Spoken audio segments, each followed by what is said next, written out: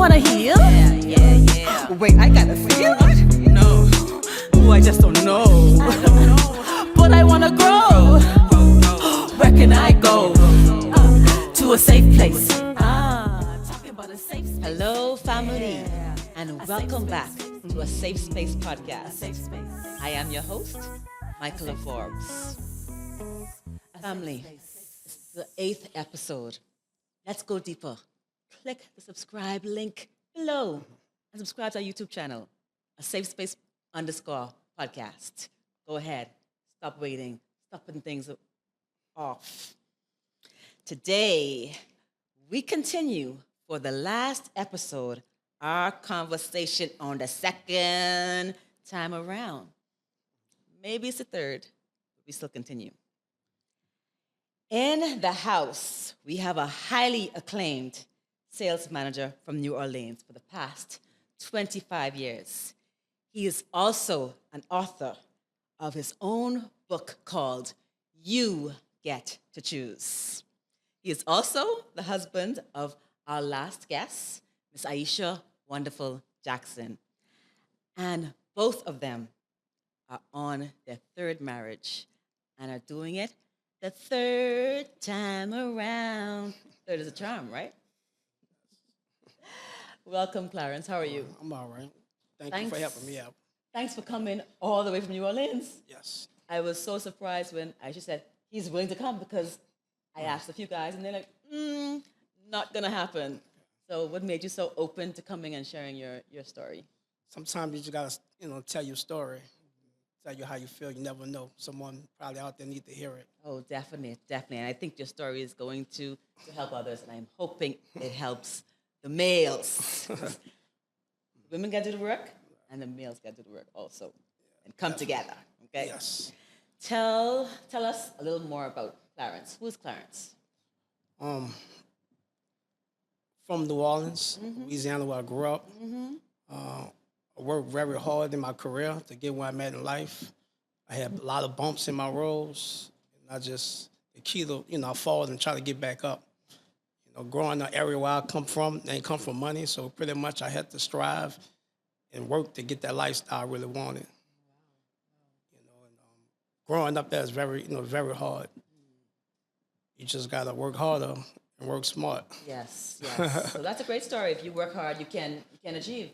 Yes. And I love New Orleans. The food, I have not tasted any bad food from New Orleans. Is there bad food in New Orleans? No, not too many places, no. Because everything was like, oh my God, I would go here just for the food. I ain't get nobody to take me nowhere once I am eating. So thank you so much. Like I said, I know you're married to Aisha, and I know that she's been divorced twice, and you're her third marriage, and you've been divorced twice. Yes. And on your third marriage. And I thought, that is such a unique situation that both of you are like almost the similar paths. I'm sure it's not exactly the same, but similar. When you guys met, did that scare you that she's been divorced twice? Or that was like, okay, I think I found somebody who I could kind of just open up with and just be my total self? Yes. It was scary at first, until we started to get to know each other, especially for myself. Like you said, I've been married a couple of times. So first time I was married a couple of years, the second time a couple of years, but you got to meet the right person for its timing. Before I met Aisha, I was a bachelor for about maybe 3 years. Okay, so 3 years of bachelor while she was, I think she said she was under 9 years. Yeah, about 3 years. Okay. So it's really timing. It's really timing. Yeah, if I probably would have met her a year prior to I met her, we probably would never got married. Okay. Because I wasn't ready yet. Okay. So it was the timing. Timing. Even though you had that in common, it still was the timing. Timing, very important. Okay. On both ends. What made you say, I want to take, I'm going to ask you guys similar questions because I just think it's so unique that you guys had this journey. Let me see how you answer it versus how she answered it. What made you say, I want to take this third leap with Aisha? Because it is a leap, and it's not easy. It's kind of scary. Well, it is. Yes. Very scary. What made you say, I want to take it with her? At the time, I could pretty much say that, I was tired of just dating different women, running the streets, hanging out, traveling around the world, being lonely. Yes. So and I was trying to find the right person. And I was looking for a grown woman, you know. Oh, and she's grown. She's grown. Yeah, definitely, Yes, definitely. okay. Someone that that wants stuff out of life, that just the same goals that we share. Yes. So And I think that's the key. Definitely The the key. same goals, because you want to make sure you guys are Exactly. just walking in purpose this time. Correct. And I think that's important, because you could stray away, in your marriage, but if you come back to that common purpose that brings you back together, Yes. then that's special. Sometimes you don't have a common purpose with somebody else. When you stray away, you all just continue to go on different paths. So I Right. think that is very important. yes. So I asked her this question. I'm going to ask you this next question.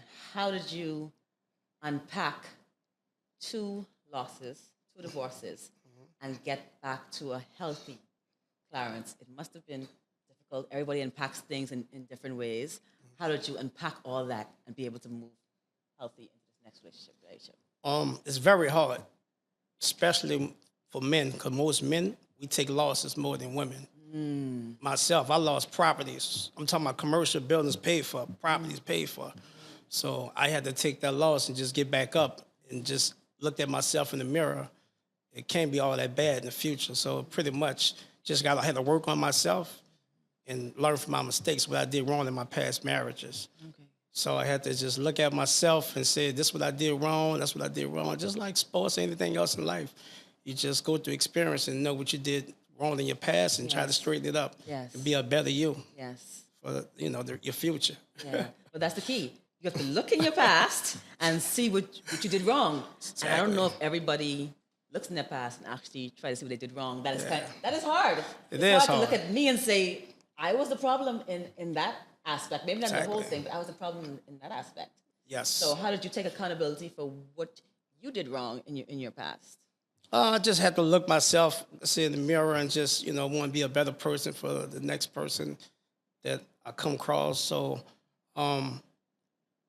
me just looking at myself and just saying, I got to do better.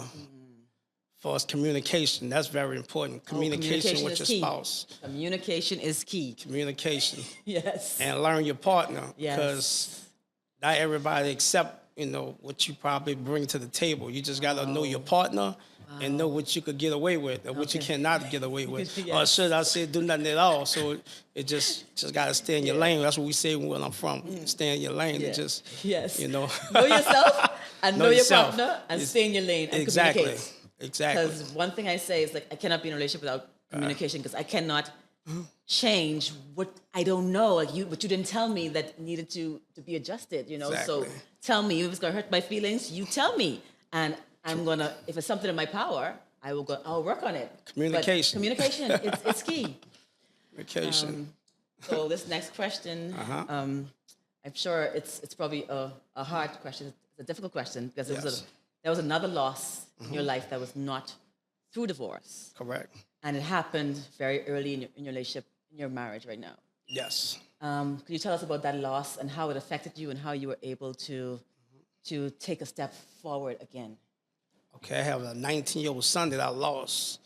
And pretty much that's just something that you just don't get over. It just, as time passes on, it get worse. Sometimes they say time heal, wounds, but in that situation, it get worse. So, I had to, take that loss and just still provide for my family and be there for my siblings, mother, father, everybody, wife, other kids. So, that was very, very hard. And to this day, I deal with it to this day. Yes, know, yes. A college student, and he was a good kid. And, What was his name? his name was Terrence. Terrence Jackson. Terrence Jackson. Yes. It was a college student, was a good kid. It really affected me far as my faith with God, because I'm like, man, I try to do the right things, and how this happened to me. But it's life. I'm not saying, just got things you got to deal with, but that was just the biggest loss. Oh, wow. Lost me and my family.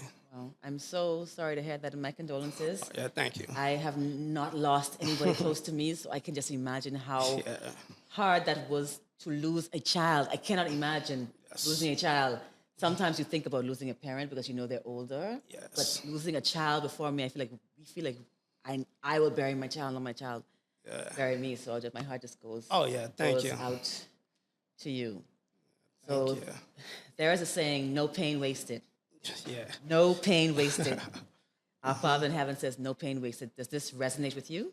That He means no pain that you're going to go through would ever be wasted. He's going to work it all out for your good. Tell me about that. It's kind of hard when you're in, you could say that sometimes when you're on the outside, but when you go through it, it's just a very difficult situation. And as time passes on, you still try to figure out. It had been a few years and I still ain't figured it out. Only thing I could do is try to be hard on my other kids and we all can learn from, everybody's mistakes in life in general, So I understand. So you're still in it. And I Correct. know the grieving process for everybody is different. Like I have a friend who told me that eventually you grow around it. It's not like the loss is ever completely gone, but eventually you start to grow leaves around it. It's still there, but you grow around it. So Yeah, I can understand does that that. sound like I've never heard it, but I said that could be a great analogy. Yeah. Okay, so I can understand that a little bit. Yes, so you just take it one day at a time and you continue day at a growing and then you grow around One it. day at a time. Yes, one day at a time. Yeah, that's the big advice. So, Clarence, any advice that you would give single men struggling with the idea of getting married again? They put that in their rear view. It's something that they probably desire deep down, but they are struggling with it. What you have to do is work on yourself, like I repeatedly say that, and just try to come to the table and get to know the person, just whatever new person you meet in the future, you just got to talk with them and see what they want out of life and just try to work hard and reach your goals with them, But a lot of men, they don't want to do that because I got friends that been divorced and, still don't want to take that chance and go back out there and find that right woman. Yeah. But everybody different though. Yes. I mean, I used to come home by myself and they used to, I know I wanted to meet that right person. I used to travel a lot by myself, but it's not like having that right person that's with you. Yes. You could go thick and thin with. Yes, thick and thin. Yeah, and then you could grow with and make you a better you. Yes. That's the key word too. Finding someone can make a better you. A better you, yes. And that's finding a partner and a partner who pushes you. Yes. And I know Aisha. I know her from a long time. Okay. Oh yeah, definitely. she speaks she used to speak her mind from then. Okay. Oh yeah, okay? definitely. So I'm sure. Hopefully, she speaks it in love, and you continue to grow. Yes. Okay. So Yes, definitely. Any last comments you want to give our audience before we go to our healing bowl? No, I think I kind of like sum most of everything up. Just be a better you. Just be a better you. Yeah, better you, and just have communication with your spouse. Yes. Yes. Yeah. Okay. So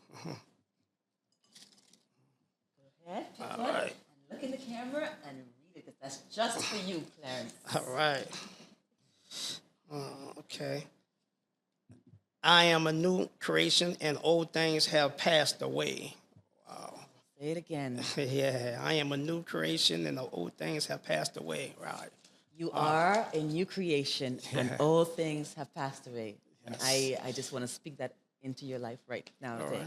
Okay, Thank you. Just thank you for being here. You might be my only male, but we will see. Some men I might don't step know. up. Some men man. might step up after Hopefully they see. they will. Yeah, They got to man up. Please, next episode, man, step up. But thank you, Clarence. All right, and then. thank you, family. We'll be right back after this break.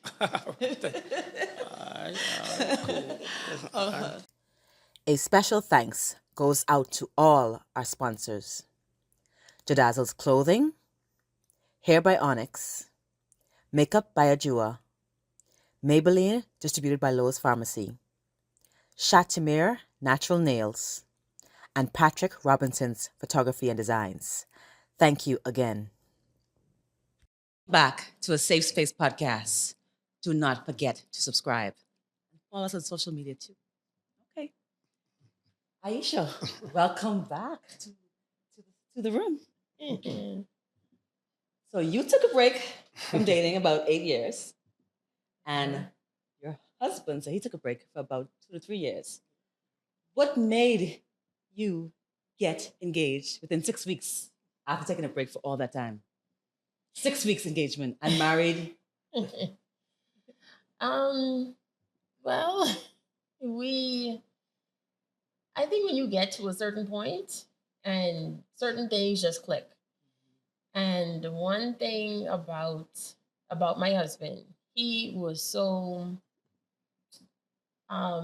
consistent and firm. And as women, even independent women, powerful women, that consistency, that firmness. Yes. This is what I want. Yes. This, and being such a, I had a son. I was already divorced for 2 years.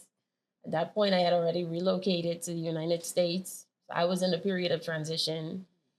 And, before we even committed to say we're in a relationship, Yes. but she was like, I want a commitment. We're not just dating, we want a commitment. Yes. I was like, nah, listen, you're going to go to therapy. And your therapist is going to confirm that you're ready. So you did the work. And he went.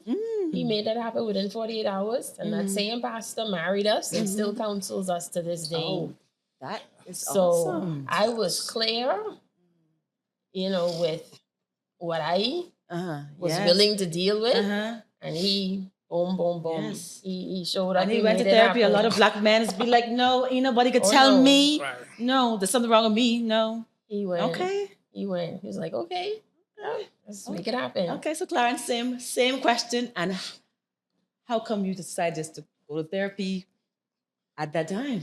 Because I never had a woman ask me nothing like that before. Okay. Wow. When I think about it, that was my first time ever going to therapy. That was your first time, so Aisha asked, say, go to therapy. Let me make sure that you're ready. And you said yes. Yes. Okay. It's timing too, so Okay. I felt that should meet my requirements as a woman. Okay. That was the biggest thing for me. How did you know after 6 weeks? Like 6 weeks is not a lot of time, parents. I agree with you. Some women wishing for 6 weeks. How did you 6 weeks? Well, maybe I gamble. Nah, just joking. But what it is that I fell for immediately. We went out a few days. Yes. You fell for her immediately. Yes. You said it? You fell for you immediately. So right away you said, this is my wife. Yes, God was talking to me. Okay. I believe the first time I saw her, you might think I'm crazy when I tell you this, yo. No, When say I saw it. her, I said, man, it's a beautiful lady. And I started talking to her. And I'm like, man, this might be the one. This might be the one. God was talking to me. Yeah. Yeah, I was, Wow. Yeah. That's, Well, she is definitely beautiful inside now. So Yeah, yes. definitely. Yes. And he showed it from the beginning. yeah. It wasn't, and timing is everything. So when that door opens, you can pray for something, you can ask for something, and then when the door opens, you're like, hold on, am I ready? Is it? Wait a minute. Yes. You hop in. You hop in. And he had that consistency, and because of when I tiptoed into the dating before that, and it was like, wait a minute, if you're not 100% ready, like you may still be holding back. And we just, like, every step, we just went for it. Okay. Yeah. Before we close out, Aisha, I want you to encourage your husband today. I know in your kingdom books and your kingdom entrepreneurship, you always encourage us and you say, no pain wasted. No pain wasted. I want you today, using no pain wasted, encourage your husband. Yeah. Well, he teaches me so much from that very practical standpoint. My husband is in sales. He deals with people, sees stuff, can, deal with things. And a lot of life and even faith, I learned from him. And you always, talk about, he was like, God doesn't waste anything. He uses things. So even though, and Terrence was my stepson, but, I still hadn't known him that long. It wasn't like years and years. And he was under our roof, just 2 doors down.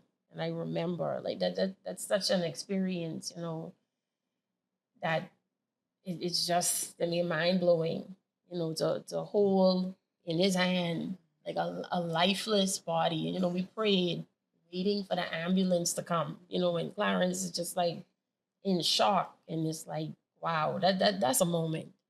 Yes. And to deal with that, but I've seen you hit rock bottom and wonder what is what.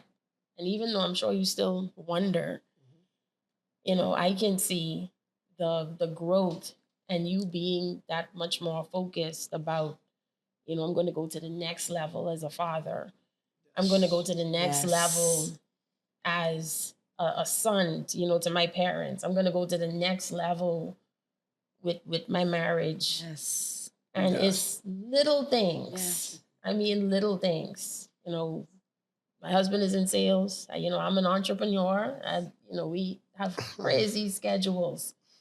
You'll wake up in the morning, the 3-year-old deals with her totally. Don't do the hair now. Comb the hair and make sure that's dealt with. Definitely. But he's like, Autumn's feet are growing so fast.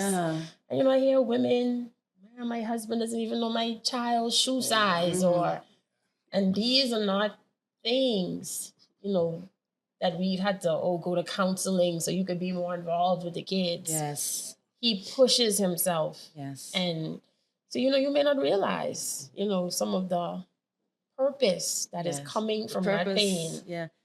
But you definitely... Just you talking, I hear purpose coming from that pain because you took fatherhood and the husband, next level. everything to the next level. So that's already purpose. It's probably something you would not have chosen to get that way. Like you wouldn't choose it, but it's already purpose. I just want to encourage you. So I'll tell you a funny story. Just as we close, we both wanted to have another child.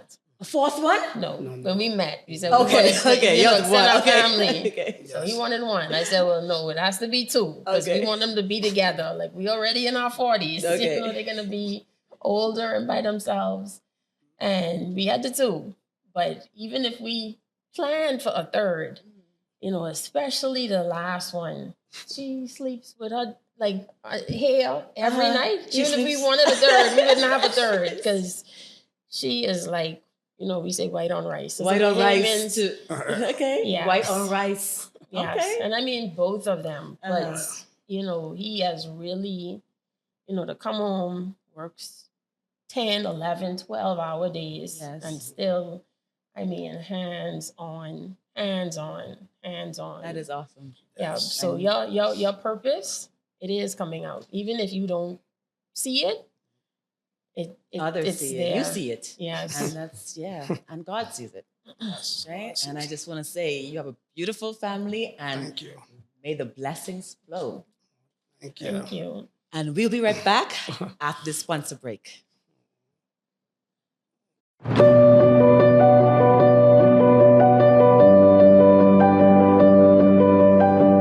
Hi, I'm Dr. Enrica Richardson, licensed marriage and family therapist, and a friend to the Safe Space podcast. This is a tip for healing for life after divorce. Remember to develop some emotional intelligence. What is that? That's learning to accept your emotions and let go of the feelings. Accepting your raw emotions after divorce helps you to positively move forward, and it reduces negative emotions later on. It gives you some time to learn how to put words to how you feel. And once you have those words, you can understand how to move through and get to... Welcome back, family. And thank you again to our wonderful sponsors. Back in the room, we have Miss Ria Christina. Ria, this is our last episode for this season. Our last You Want to Know segment. What are we going to do? Boy, I don't know. You know what we're going to do? We're going to answer that question and we're going to be back next season. But before we move on, Ria, I know you heard Aisha's story, you heard Clarence's story, and you heard both their stories together. Mm-hmm. What did you think? Well, it's an amazing story. And I think they're an amazing couple. What stood out to me by way of both of them sharing, in particular, when Clarence talked about him having to go to therapy and having that conversation, I think for me, if there's nothing else that we take from this particular episode, is pretty much the encouragement to the men. Yes. It's okay for you to get help. It's okay for you to have another person's perspective on some of those things that may not be going right. Each of us have blind spots. Yes. We do not know it all. We cannot see it all concerning ourselves. So the encouragement really is for the men. And of course for those women as well. But I said men because, it was a man that's saying, listen, I wanted this woman.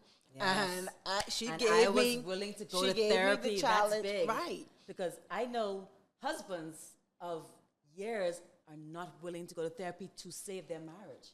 Right. But this man met this woman, and during a 6-week period, he said, I will go to therapy if that means I end up with her. Well, you see, the thing is, clearly he learned something from the prior two relationships true. that That's said true. to him, you know something, I have to do something a little bit different. Yes. Because he said this was his first time going to therapy. Yes, that's true. So he needed to do, if you wanted to have different results, you need to do something different. Yes. So he Insanity. decided, I'm going to be the wise man. Yes. And I'm going to do something different. And some of us need to be wise.